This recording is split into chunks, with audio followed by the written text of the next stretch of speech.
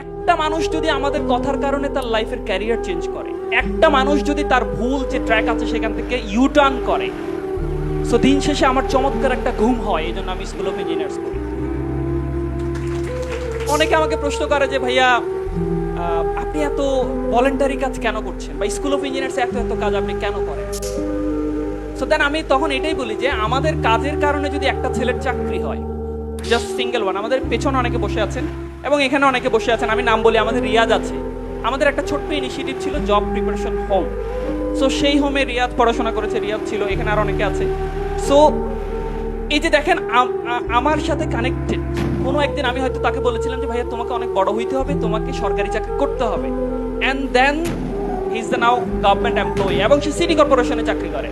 একটা মানুষ যদি আমাদের কথার কারণে তার লাইফের ক্যারিয়ার চেঞ্জ করে, একটা মানুষ যদি তার ভুল যে ট্র্যাক আছে সেখান থেকে ইউটার্ন করে, সো দিন শেষে আমার চমৎকার একটা ঘুম হয়। এই জন্য আমি স্কুল অফ ইঞ্জিনিয়ার্স করি। কারণ আপনি হয়তো আমাকে, আমি তো নিজে একটা চাকরি করছি, রাইট, আমি একটা চাকরি করছি, তাহলে আমাকে অনেকে প্রশ্ন করে আপনার কি লাভ? আমাদের দেশের মানুষজন প্রচুর লাভ খুঁজে, আপনার কি লাভ ভাইয়া? ইয়েস, আমার লাভ এই যে আপনি হয়তো বলছেন যে ভাইয়া আপনার কথার কারণে আমি একটু আমার লাইফে চেঞ্জ করছি।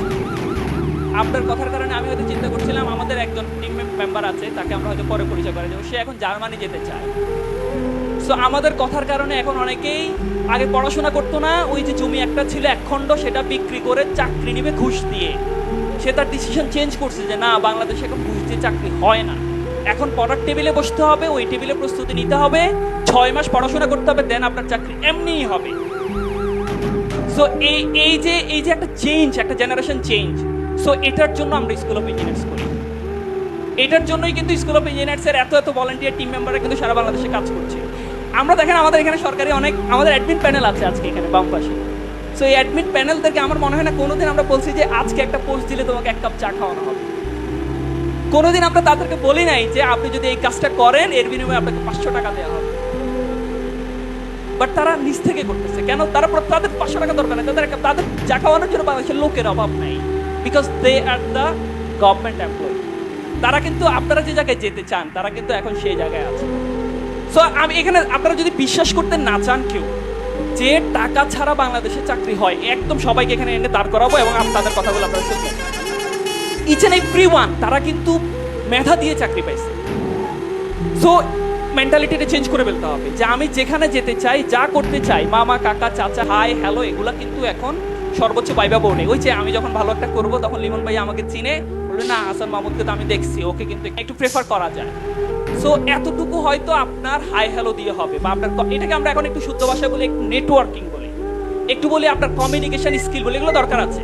বাট আপনাকে কিন্তু মেইন জায়গায় যাওয়ার জন্য আপনাকে কোথায় থাকতে হবে? কোথায় থাকতে হবে? পড়ার টেবিলে। কোথায় থাকতে হবে? নাকি রমনা উদ্যানে, নাকি ঢাকা মহিলা পলিটেকনিক সামনে, হ্যাঁ, নাকি চন্দ্রিমা উদ্যানে? এখন তো তোমরা কিছু চিনো না। সো একটু, হ্যাঁ, একটা জায়গায় যাওয়ার পর অনেক কিছু চেঞ্জ হয়ে যাবে।